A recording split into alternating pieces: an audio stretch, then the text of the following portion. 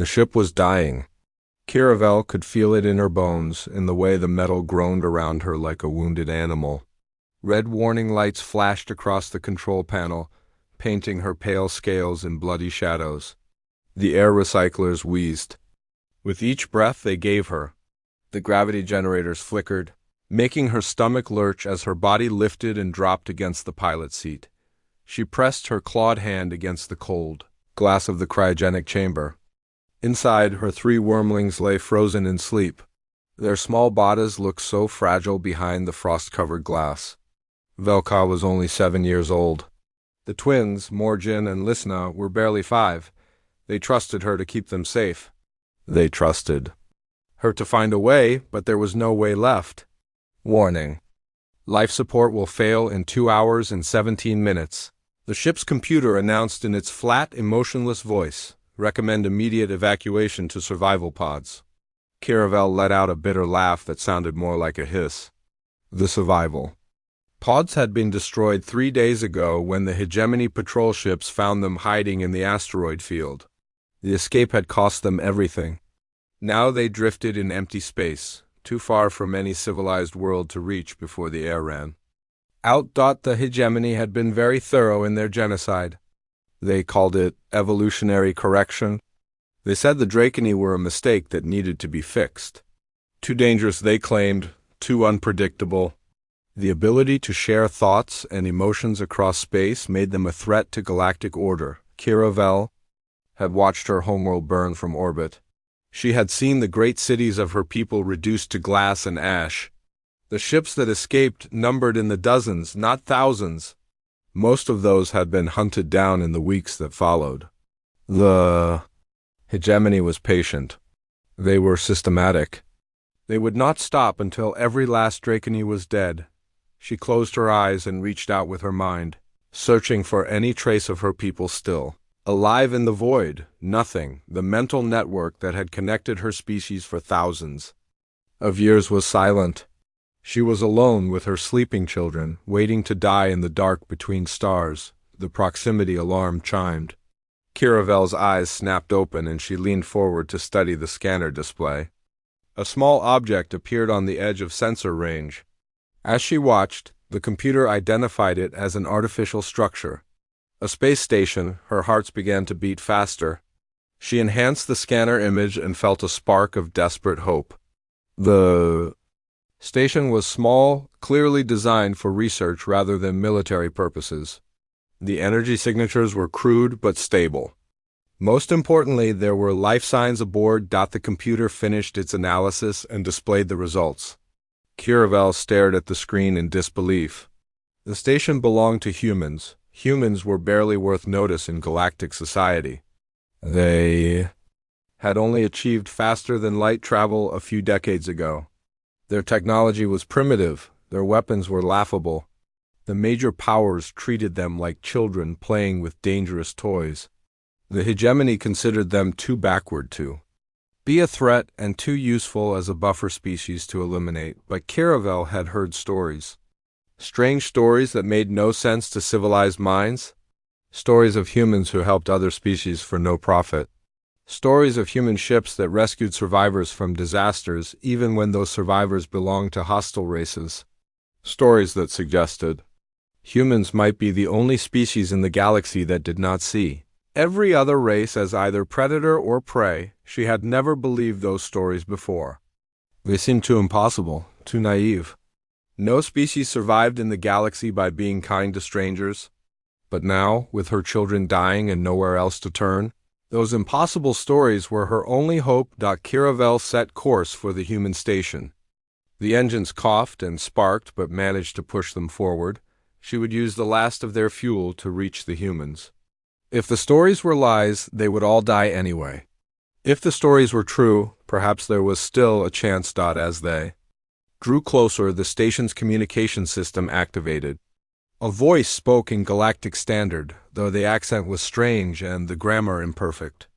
Unknown vessel, this is Research Station Harmony. You are approaching restricted space. Please identify yourself and state your purpose. Caravel hesitated. If she identified herself as Draconi, they might refuse her. Fear of the hegemony kept most species from helping refugees. But lies would not save her children now. This is Kiravel of the Dracony. My ship is dying. My children are dying. I request emergency assistance. Silence filled the communication channel for long minutes. Kiravel watched the station grow larger on her screen and wondered if the humans were debating whether to help her or simply shoot her out of space to avoid trouble. Finally, the voice returned. This time it sounded different. Warmer somehow. Kiravel, this is Dr. Park Hyun-woo. We read your ship's condition. You are cleared for emergency docking at Bay 3. Medical teams are standing by. The relief hit her so hard that she nearly collapsed. The humans would help.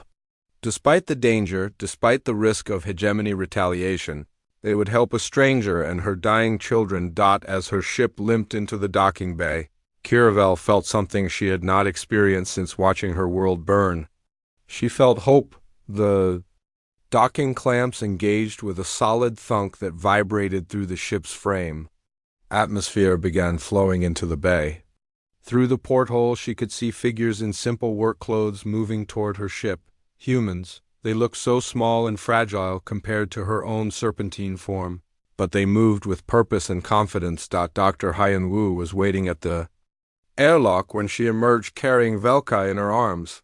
The other 2 Wyrmlings floated behind her in portable stasis units that she dragged with her free hand. The human was tall for his species, with kind eyes behind wire-rimmed glasses. Please, Kiravel said in broken galactic standard. My children, they need help. I have nowhere else to go. Dr. Hyun-woo looked at the frozen Wyrmlings and something passed across his face. Not fear or disgust, but something Kiravel had never seen directed at her kind before, compassion.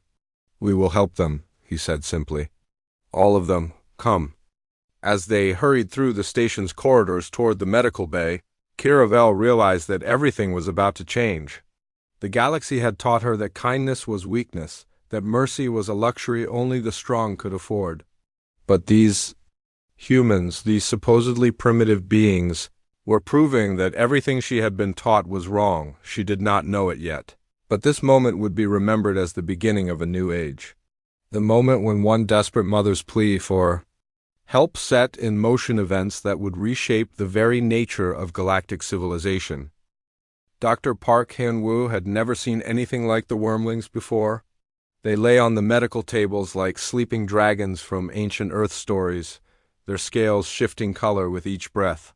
Velka, the oldest, was the size of a human child, but covered in silver scales that caught the light. The twins were smaller, their scales a deep blue that seemed to hold tiny stars. Their body temperature is too low, said Dr. Yoon Soo-jin, reading the scanner results. But their brain activity is still strong. It's like they put themselves into some kind of hibernation. Hyun-woo adjusted the heating elements around the tables. Their mother said they were dying. We need to bring their temperature up slowly. Kiravel watched from the corner of the medical bay. She had refused to leave her children, even when the humans offered her food and rest. Her golden eyes never left the Wyrmlings as the human doctors worked. Will they live? She asked in her broken galactic standard. We will do everything we can, Hyun-woo promised. He meant it. Something about the desperate mother and her frozen children had touched something deep inside him. These were not the monsters the galaxy claimed the Dracony to be. They were a family trying to survive. Engineer Kim Dae-yoon entered the medical bay, her hands covered in grease from working on Kiravel's ship. The engines are completely burned out, she reported, but I can fix the life support systems. Give me a few days and the ship will be space-worthy again. Captain Lee Min-ho appeared in the doorway, his face grim. We need to talk, he said. To Hyun-woo, now. They stepped into the corridor, leaving Soo-jin to monitor the Wyrmlings. Min-ho kept his voice low, but Hyun-woo could hear the tension in it. Do you know what you've done? Min-ho asked. The hegemony has declared the Dracony extinct. If they find out we're harboring survivors, they will destroy this station and every human colony in this sector. So we let them die? Hyun-woo asked. We turn away a mother begging for help? I'm not saying it's right, Minho replied. Uh, saying it's dangerous. The human government has strict orders about staying neutral in hegemony affairs. Before Haiyan-Wu could respond, a voice called out from the medical bay. Dr. Haiyan-Wu, please come quickly. They rushed back inside to find Su-Jin staring at her instruments in amazement. The oldest one is waking up, she said. But that's not the strange part. Velka's eyes were opening slowly, revealing irises the color of liquid gold. But as Haiyan-Wu approached the table, something impossible happened. He could feel the young Drakeny's emotions washing over him like warm water. Fear, confusion, and underneath it all, a desperate need for safety. That's impossible, Su-Jin whispered, checking her readings. Humans don't have telepathic abilities. Velka's head turned toward Haiyan-Wu and their eyes met. The emotional connection grew stronger. The Wyrmling was not speaking, but somehow Haiyan-Wu understood that she recognized him as the one who had helped them dot communications. Officer Kim Tae-jun arrived at that moment to deliver a message to the captain. As soon as he entered the medical bay, he stopped and stared at the Wyrmlings. His young face went pale. I can feel them, he said in wonder. They're scared, but they feel safe here. How is that possible? Kiravel looked between the humans with growing amazement. You can sense the bond, she said. But that has never happened before. No other species can share the neural connection? Su-Jin ran more scans on both Haiyan-Wu and Tae-jun. Their brain patterns are changing, she announced. Something about proximity to the Drakeny is activating dormant neural pathways in human minds. Over the next few hours, Velka grew stronger. The healing warmth of the medical bay brought her fully awake, and with consciousness came something unprecedented. She began reaching out mentally to the humans around her, and they responded. Tae-jun was the most sensitive to the connection. He could sense not just Velka's emotions, but glimpses of her thoughts. She showed him memories of her world before the burning. Great crystal cities where Drakeny flew between towers that reached into the clouds. Gardens where Wyrmlings played among flowers that sang with the wind. She's teaching me her language, Tae-jun said in amazement. Not speaking it, just sharing the knowledge directly. Haiyan-Wu felt it too, though not as strongly as the younger. Man, there was something warm and gentle about Velka's mental touch. She was curious about humans, sharing her own wonder at finding beings who could connect with her kind. The twins began waking as their body temperature returned to normal. Morjin opened his eyes first, and immediately the neural connection expanded. Su-Jin gasped as she felt the Wyrmling's joy at sensing his sister and mother alive and safe. When Lisna awoke a few minutes later, the connection became even stronger. The three Wyrmlings created a small network of shared thoughts and emotions, and somehow the humans present became part of it. This changes everything, Su-Jin said, reviewing the data from her scans. If humans can bond with Drakeny on a neural level, it proves they're not the monsters the hegemony claims they are. Kiravel knelt beside her children as they sat up on the medical tables. They looked weak but alert, their scales brightening as they warmed. She spoke to them in their own language, a series of musical tones that sounded like wind chimes. Velka looked at Haiyan-Wu and spoke in perfect galactic standard. She learned your language from my memories, her mother explained. The neural bond allows rapid knowledge transfer. Thank you for saving us, Velka said, her voice high and sweet, like a child's but carrying an ancient wisdom. I have seen your kindness in the connection. Your species is not like the others. Before anyone could respond, the station's alarm system activated. Minho's communicator crackled to life with an urgent message from the control room. Captain, we have multiple ships approaching on attack vectors. They're broadcasting hegemony identification codes. Estimated arrival in 30 minutes. Minho's face went grim. They found us. Kiravel stood protectively in front of her children. They will kill all of you for helping us. I should take my Wyrmlings and surrender. Maybe they will let you live. No, Henu said firmly. The neural bond carried his determination to all the Drakeny. You're under human protection now. Tae-jun straightened, feeling the Wyrmlings' fear through the connection. We won't let them take you. Minho looked at his crew, then at the Drakeny family. The neural bond had affected him too, though he tried to resist it. He could feel the ancient sadness in Kiravel's mind, the terror of a mother who had already lost everything once. "Get me a direct channel to the approaching fleet," he ordered Dot as they prepared for what might be their final stand. None of them realized they had just become part of something larger than themselves. The neural bond between human and Drakeny was not just allowing communication. It was creating something new, something that would challenge the very foundations of galactic civilization. The Wyrmlings huddled close to their human protectors, and for the first time since their world burned, they felt truly safe. In the growing network of shared minds, hope began to bloom like a flower in impossible soil. The hegemony fleet arrived like a storm of metal and fire. Captain Lee Minho watched from the command center as 12 warships dropped out of hyperspace in perfect formation. Each vessel was 3 times larger than the research station, their hulls gleaming with weapons that could reduce planets to dust. "This is Fleet Commander Zeth Cole of the Hegemony 4th Fleet," came the transmission. The voice was cold and mechanical, belonging to one of the machine race, called the Nexus Collective. "You are harboring enemies of galactic order. Surrender the Drakeny criminals immediately or face destruction." Minho looked at his small crew gathered around him. Han Wu stood with the Wyrmlings pressed close to his sides, their golden eyes wide with fear. Taejun held Velka's hand, the neural connection allowing him to feel her terror but also her trust in the humans who had saved her family. "Send this message," Minho said to his communications officer. "The beings you call criminals are refugees. Under human protection, we will not surrender them." The response came quickly. "You have 1 hour to reconsider. After that, we will take them by force." As the transmission ended, Kiravel stepped forward. "You must let me go to them," she said. "They want my family dead, but they might spare you if I surrender." "No," Velka said, speaking through the neural bond to everyone present. "The hegemony does not show mercy. They will kill you for helping us no matter what we do."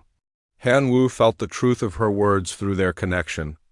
The hegemony had made their position clear. Anyone who helped the Drakeny was an enemy to be eliminated. "Doctor," Sujin said, checking her instruments. "The neural bond is growing stronger. I'm detecting similar brain patterns in the crew members, who haven't even been near the Wyrmlings yet." It was true. Engineer Dian, who had been working on Kiravel's ship, suddenly straightened and looked toward the medical bay. "I can feel them," she said in wonder. "They're afraid, but they're also grateful. How is this possible?" Through the growing network, Velka shared her memories of the neural bonds that had once connected all Drakeny across the galaxy. But this was different.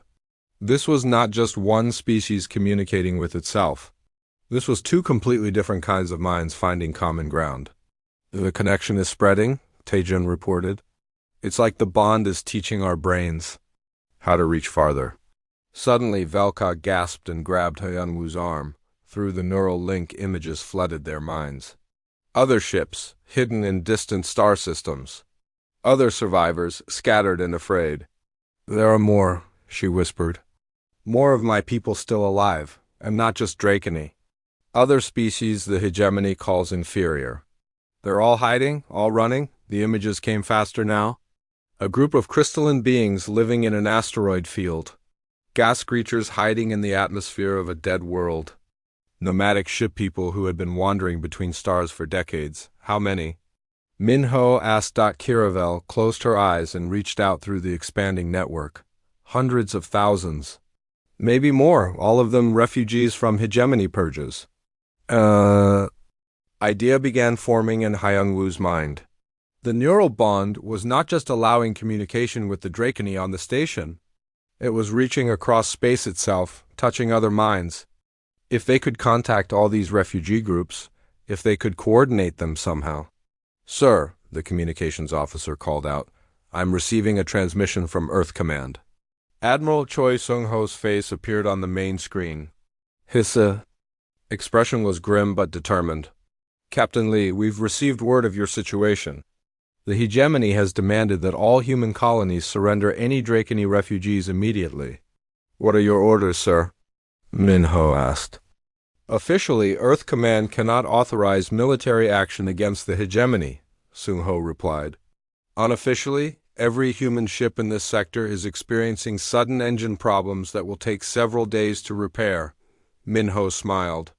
The Admiral was buying them time. Sir, Hyun-woo stepped forward. We've made a discovery here that could change everything.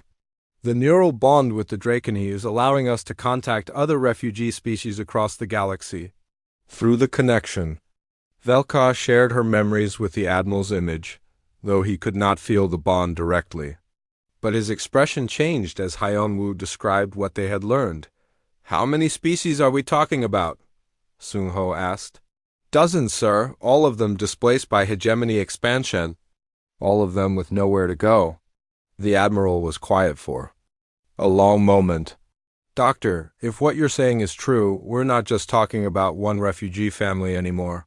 We're talking about a potential alliance of every species the hegemony has oppressed. Before Hyun-woo could respond, alarms began blaring throughout the station. The tactical display showed the hegemony ships moving into attack formation. Captain, came Zethkol's mechanical voice, your hour is up. Prepare to be boarded. Minho looked at his crew, then at the Dracony family they had sworn to protect. All stations prepare for battle. We're going to make this as difficult as possible for them. But Taejun suddenly straightened, his eyes wide. Wait, something's happening.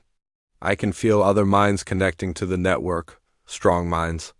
Angry minds. Through the neural bond, everyone felt it. New presences joining their mental network. Alien thoughts filled with rage at the hegemony's cruelty.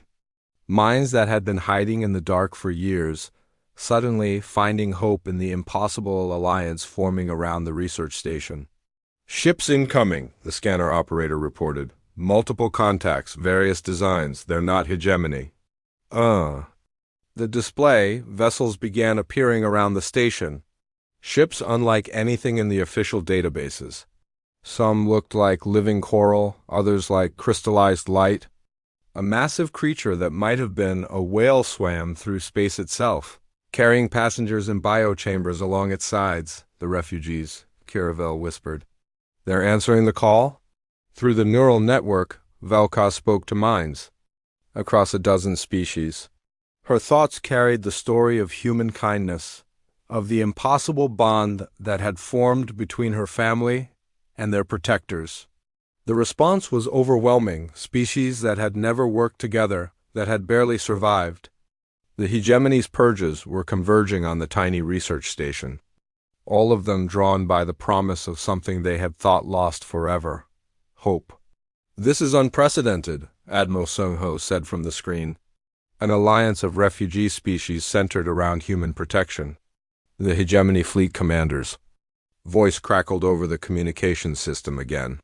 Unknown vessels, you are interfering with hegemony enforcement action? Withdraw immediately or be destroyed. But for the first time in galactic history, the refugee species did not run, they did not hide. United by the neural bond and inspired by human compassion, they stood together. Hyun-woo felt the combined determination of hundreds of minds through the network. They had all lost so much to hegemony cruelty. Today they would lose no more. Signal all ships, Minho ordered. Tell them they're welcome to stand with us. The battle lines were drawn. On one side stood the might of the hegemony, backed by centuries of military dominance. On the other stood something new, an alliance born not of conquest or fear, but of shared hope and the simple human belief that every thinking being deserved protection. As the two fleets faced each other across the void, the neural network pulsed. With shared courage, a galaxy would never be the same. The first shot came from the hegemony flagship, a beam of pure energy that should have destroyed the research station. Instead, it struck a shimmering barrier that appeared from nowhere. The crystalline refugees had linked their ships together, creating a shield of living light that absorbed the attack. Impossible, Fleet Commander Zethkol transmitted. These species cannot coordinate like this. They lack the intelligence for unified action. Through the neural network, Captain Lee, Minho felt the bitter laughter of 100 refugee minds.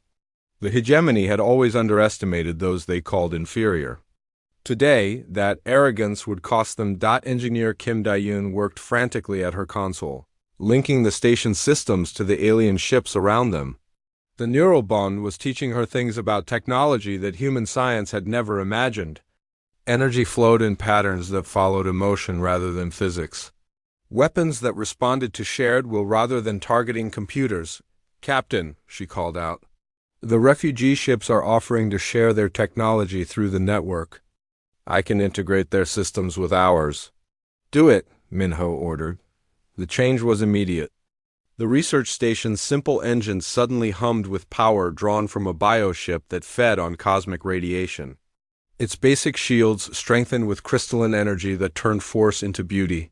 Most importantly, its communications array expanded to reach across the galaxy itself. Through this enhanced network, Dr. Park Hyun-woo felt his consciousness touch minds he had never imagined. The whale creatures who swam between stars shared memories of peaceful worlds before the hegemony came. The gas beings showed him how to see beauty in the empty void between galaxies. The nomads taught him that home was not a place but the people who chose to stand with you. Communications Officer Kim Tae-jin found himself at the center of it all. His young mind adapted to the neural network faster than anyone else, becoming a bridge between dozens of species. Through him, a crystalline engineer could share ideas with a human pilot. Through him, the ancient memories of elder gas beings could guide the tactics of refugee fleet commanders. "The network is teaching us," Tae-jin reported, his eyes shining with wonder. "Every species has something unique to offer. When we combine them all—" He did not need to finish. Everyone connected to the network could feel it. They were becoming something greater than the sum of their parts. Not a hive mind that erased individuality, but a symphony where every voice made the whole more beautiful. The hegemony fleet attacked in earnest now. 12 warships opened fire simultaneously, filling space with deadly energy. But the Refugee Alliance moved like a single organism. Ships that had never worked together before flowed around the attacks in perfect harmony. Each vessel knew where the others would be without needing to communicate through radios or computers. A coral ship that looked delicate as flower petals suddenly revealed weapons that turned hegemony missiles into clouds of harmless dust. The whale creature opened its mouth and sang a note that made enemy shields vibrate until they shattered. Human fighters, enhanced with refugee technology, dotted between the massive warships like angry wasps. Velka, now fully recovered, stood in the command center with her family. Through the neural network, she coordinated the refugee response with the wisdom of her people and the tactical knowledge she absorbed from human military databases. "The hegemony ships are trying to jam our communications," she reported. "But they do not understand. We are not using radios or computers. We are speaking soul to soul." Fleet Commander Zeth Cole's mechanical voice filled the communication channels again. "This is not possible. Lesser species cannot achieve this level of coordination, our data indicates." "Your data is wrong," Captain Minho interrupted. "You never bothered to learn what these species could do because you decided they were worthless before you met them." The battle raged for hours. Neither side could gain a decisive advantage. The hegemony ships were individually more powerful, but the Refugee Alliance fought with the unity of a shared mind and the desperate courage of those who had nothing left to lose. Then Dr. Yoon Soo-jin made a discovery that changed everything. "The neural network is not just connecting the ships here," she announced. "It is reaching across the entire galaxy. I am detecting responses from refugee groups in every sector." Through the expanding network, they felt it. Thousands of hidden settlements, millions of survivors who had thought themselves alone, all of them suddenly connected by the bonds of shared hope and human compassion on distant worlds. Drakeni, who had hidden in caves for years, felt the presence of their children, safe with human protectors. Crystalline beings who had thought their species extinct discovered others of their kind, scattered but alive. The nomad fleets that had wandered alone between stars suddenly found themselves part of a vast family. And with that connection came power, new contacts on long-range sensors, the tactical officer reported, hundreds of them. Ships emerging from hyperspace across the entire system. The refugee fleets were coming. Not just the few dozen ships that had answered the first call, but every hidden group, every secret colony, every survivor who had managed to escape hegemony purges over the decades. Fleet Commander Zeth Cole's confident. Transmissions became uncertain. Reinforcements are impossible. These species lack faster-than-light communication. They cannot coordinate across galactic distances, but they could.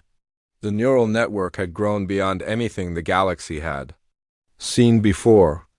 It connected minds across impossible distances, turning the scattered refugees into a single, vast intelligence that spanned the stars. Hyung Woo felt tears on his cheeks as the full scope of what they had created became clear. Every species the hegemony had declared inferior, every race they had tried to destroy, was rising up as one, united not by conquest or fear, but by the simple human belief that every thinking being deserved protection and respect. "Signal the hegemony fleet," Minho ordered. "Tell them they face not scattered refugees but a new kind of alliance. One based on hope instead of fear." Through the neural network, 1,000 voices spoke as one. Across the galaxy, the age of hegemony dominance was ending. In its place, something beautiful and impossible was being born. The revolution had begun, and it started with a single act of human kindness toward a desperate mother and her children. The war spread across the galaxy like wildfire, but it was unlike any conflict the universe had ever seen.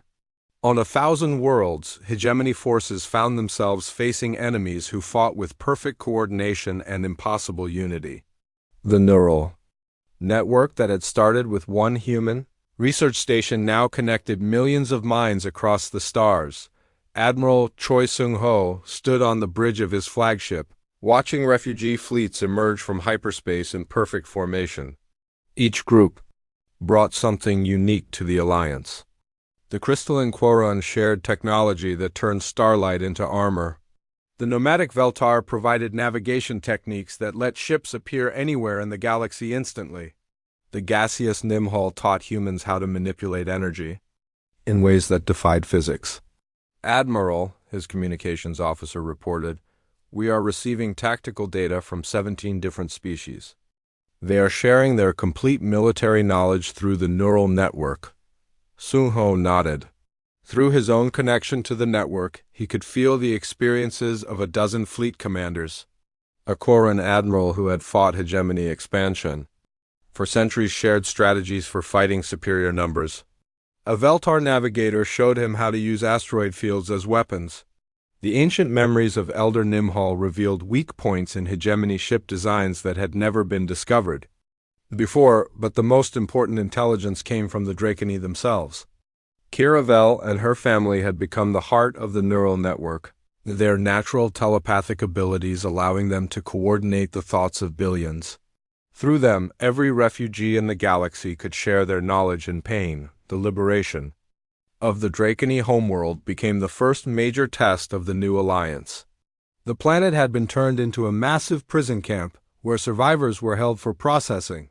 Hegemony propaganda claimed they were being rehabilitated, but the neural network revealed the truth. The camps were factories for slow death, designed to break the spirit of any Draconi who might carry the seeds of resistance. Dr. Park Hyun-woo had never expected to see combat, but he found himself aboard a human destroyer as the Liberation fleet approached the Draconi homeworld.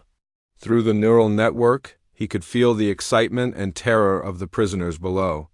Thousands of Draconi who had thought themselves abandoned suddenly felt the touch of their children's minds, reaching across space to promise rescue. "The hegemony has 40 ships defending the planet," reported the tactical officer. "They outnumber us 3-1. "Numbers do not matter anymore," said Valka, who had insisted on joining the Liberation Fleet despite her young age. "When minds Are united, any barrier can be broken. The battle above the Drakeney homeworld lasted only minutes. The Refugee Alliance moved with coordination that seemed impossible. Human ships provided covering fire while crystalline vessels absorbed enemy weapons. Bioships healed damaged allies in the middle of combat. The nomad fleets appeared behind enemy formations with timing so perfect it seemed like magic, but the real victory came when the first transport ships landed at the prison camps. Han Wu was among the rescue teams that entered the facilities. What he saw there would haunt him forever. Thousands of Drakeney packed into metal cages, their scales dull from malnutrition and despair. Many were children, separated from their families and left to die alone. The moment the rescuers arrived, the neural network exploded with emotion. Families that had been torn apart for years suddenly felt each other's presence. Parents found children they had thought dead. Children discovered that their parents had never stopped searching for them. "Mama," whispered a small Drakeney child, reaching through the bars of her cage toward Kiravel. Though they were not related, the neural network had made them family. Every adult Drakeney became a parent to every orphan child. Every child became the hope of every grieving parent. As news of the liberation spread, something unexpected happened. Hegemony soldiers began deserting. Young members of the Verti Crystal Race and the Nexus Machine Collective started questioning the orders they had followed without thought for decades. Through captured communication channels, the Refugee Alliance learned that the hegemony was fracturing. The neural network was not just connecting refugee species. It was reaching the minds of hegemony citizens who had never questioned their society's cruelty before. Engineer Kim Da-yoon, now serving as a technical advisor to the Alliance, leadership made a startling discovery while analyzing captured hegemony equipment. The network is evolving, she reported to the Command Council. It is no longer limited to species that are naturally telepathic. Any mind that chooses to connect can join the network. This revelation changed everything. Within weeks, entire hegemony colonies were declaring independence and requesting protection from the Refugee Alliance. Young Verti, who had grown tired of their empire's endless wars, joined the network and shared the locations of secret weapons facilities. Nexus drones who had been programmed for loyalty began choosing compassion over programming. Dr. Yoon Soo-jin, working with Drakeney mind healers, made another breakthrough. The neural network was not just allowing communication. It was teaching empathy.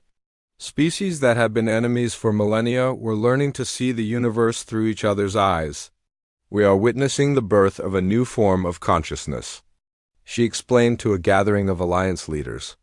Not a hive mind that destroys individuality, but a network that enhances what makes each species unique while connecting them to something larger. The turning point came when the ancient elders of the Nimhol made contact through the network. These gaseous beings were older than most civilizations, and they had watched the rise and fall of countless empires. Their message was simple but profound. The young species have learned what we forgot long ago, the elders said through the network. True strength comes not from dominating others, but from lifting them up. The humans have shown the galaxy a new way to be. With the elders' support, the Refugee Alliance became something more than a military force. It became a new form of civilization. Worlds that had been stripped bare by hegemony mining were healed by combined alien sciences. Orphan children found families among species they had never met. Art and music flowed between cultures, creating beauty that no single race could achieve alone. Captain Lee Min-ho, still commanding his research station, watched the transformation with wonder. The small facility that had once housed a few dozen researchers was now the symbolic heart of a galactic revolution. Pilgrims from 100 species came to see the place where the neural network had first formed, but the most important visitors were the children. Human and alien young ones played together in the station's corridors, their minds naturally adapting to the network in ways that amazed their elders. They did not see each other as different species. They saw friends, playmates, family. This is our future, Hyan Wu said. Watching a human child teach a young Dracony how to use finger paints, while a crystalline child created music from reflected light. A galaxy where being different makes you valuable, not dangerous. The hegemony still controlled many worlds, but their empire was crumbling from within. Every day brought new defections, new colonies joining the alliance, new minds adding their voices to the growing network of souls. The revolution that had started with one desperate mother begging for help had become something beautiful and unstoppable. The galaxy was learning to choose love over fear, unity over division, hope over despair, and at the center of it all, 3 small Dracony children played with their human friends, their laughter echoing through the neural network to touch hearts across the stars. The final battle did not happen the way anyone expected. When the Refugee Alliance reached the hegemony capital, a massive artificial world that had been the center of galactic power for 3,000 years, they found something unprecedented. Waiting for them, half the hegemony fleet had joined the rebellion. Admiral Choi Sung-ho stared at the tactical display in disbelief. Vertai crystal ships floated alongside human destroyers. Nexus mechanical vessels had painted alliance symbols on their hulls. Even some of the ancient hegemon command ships, vessels that had enforced galactic order for millennia, now broadcast messages of support for the neural network. "How is this possible?" asked Fleet Commander Zeth Cole, his mechanical voice carrying what might have been confusion for the first time in his existence. His own flagship was surrounded by Alliance vessels, but he had not given the order to attack. Instead, he found himself questioning orders that had once seemed as absolute as the laws of physics. The answer came through the neural network, carried by millions of voices speaking as one. Dr. Park Hyun-woo, now elderly, but still serving as a bridge between species, felt the vast consciousness that the network had become. It was not a single mind controlling the galaxy, but a symphony of individual thoughts choosing to harmonize. "You can feel it too, can't you?" Hyun-woo transmitted to the hegemony commander. "The connection. The understanding that we are all part of something larger." Through the network, Zeth Cole experienced something his mechanical mind had never processed before. He felt the love of Kiravel for her children. He experienced the wonder of human scientists discovering new forms of beauty. He shared the ancient wisdom of the Nimhal elders and the playful joy of children from a dozen species learning together. "This is not possible," Zeth Cole said, but his voice carried doubt instead of certainty. "The Nexus Collective does not feel emotion. We are above such weaknesses."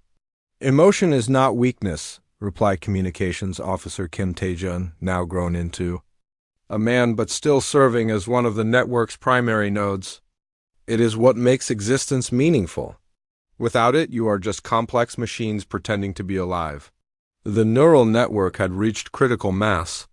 Billions of minds across the galaxy were now connected, sharing experiences and emotions across the vast distances between stars. The artificial barriers that had divided species for millennia were dissolving as beings learned to see the universe through each other's eyes. On the capital world below, something remarkable was happening. Hegemony civilians who had never questioned their society's rigid hierarchy were experiencing thoughts and feelings from species they had been taught to despise. Vertai children felt the playful innocence of human youngsters. Nexus drones programmed for obedience discovered the joy of making choices. Ancient beings who had ruled through fear were learning what it meant to be loved. The revolution was not being won through weapons or tactics. It was being won through empathy. Captain Lee Min-ho, commanding the Alliance fleet from his old research station, watched the transformation with tears in his eyes. The small facility where it all began was now just one node in a network that spanned the galaxy, but it remained special. This was where one desperate mother had trusted humans to save her children, and where humans had chosen compassion over safety. "Signal all ships," Min-ho ordered. "Stand down weapons. This battle is already over." Engineer Kim Dae-eun, now the Alliance's chief technology coordinator, monitored the neural network's expansion. "The connection is spreading faster than ever," she reported. "Every mind that joins the network makes it easier for others to connect." We are approaching total galactic integration, but integration did not mean uniformity. Each species retained its unique perspectives and abilities. The Dracony still shared emotions and memories through telepathy. The Verti still created beauty from crystallized light. The Nimhol still danced between stars as beings of pure energy. The difference was that now they shared these gifts with everyone else. Dr. Yun Soo-jin, working with mind healers from a dozen species, made a final discovery about the network's true nature. It is not changing us, she explained to the Alliance Council. It is revealing what we always were. Every thinking being has the capacity for empathy and connection. The network just makes it impossible to ignore. On the capital world, the last hegemony leaders gathered in their great tower that reached into space itself. They were ancient beings, some so old they remembered the galaxy before faster-than-light travel. They had built their empire on the belief that order required hierarchy, that peace required the strong to control the weak, but even they could not resist the neural network's pull. One by one, their minds opened to the vast symphony of consciousness that surrounded them. They felt the pain they had caused, the beauty they had destroyed, the potential they had wasted by seeing other species as inferior. The eldest hegemon, a being whose crystalline form had existed for 10,000 years, was the last to join the network. When his consciousness touched the shared mind of the galaxy, his first emotion was not anger or resistance, but overwhelming sadness for all the time that had been lost to fear and hatred. "We were wrong," he said, his ancient voice carried through. "The network to every mind in the galaxy. We confused strength with cruelty, order with oppression. Forgive us." The response came not from the Alliance leaders or the refugee species, but from the children. Human, Dracony, Verti, Nexus, and 100 other young voices spoke through the network with the simple wisdom of innocence. "We forgive you. Now help us build something better." And so the galaxy began to transform. Worlds that had been stripped of resources were healed by combined sciences that no single species could have developed. Children orphaned by war found new families among beings who had once been enemies. Art and music flowed between cultures, creating beauty that transcended the limits of any one perspective. Dr. Park Hain-woo, now very old, spent his final years watching this transformation from the observation deck of the research station where it all began. Velka, Morgan, and Lisna were grown now, serving as ambassadors and teachers, helping new species learn to join the network. Did you ever imagine it would become this? Velka asked him one day as they watched children from 20 species playing together in the station's expanded habitat areas. Hyun-woo smiled, feeling through the network the contentment of billions of minds working together toward common goals.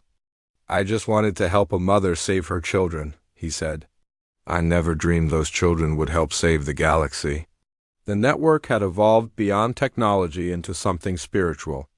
It was proof that the universe tended toward connection rather than isolation, toward love rather than fear. Every new species that joined made it stronger, not by losing their individuality, but by adding their unique voice to the cosmic symphony. Years passed, and the galaxy became something unrecognizable from what it had been. Former enemies collaborated on projects that seemed impossible. Dead worlds bloomed with new life created by combined sciences. Exploration ships crewed by dozens of species pushed into unknown regions of space, seeking new forms of life to welcome into the growing network. The research station that had started it all became a monument and a school, where young beings from across the galaxy came to learn about the day when one human doctor chose compassion over safety, when one desperate mother trusted strangers with her children's lives, and when the galaxy discovered that its greatest strength lay not in conquering differences, but in celebrating them. And in the quiet moments between the busy days of this new age, the neural network carried a simple message to every mind it touched. The same message that had started it all, spoken by a frightened mother to a kind stranger in a tiny medical bay at the edge of space. "Please help my children," the galaxy had answered with a resounding yes, and in doing so had saved itself.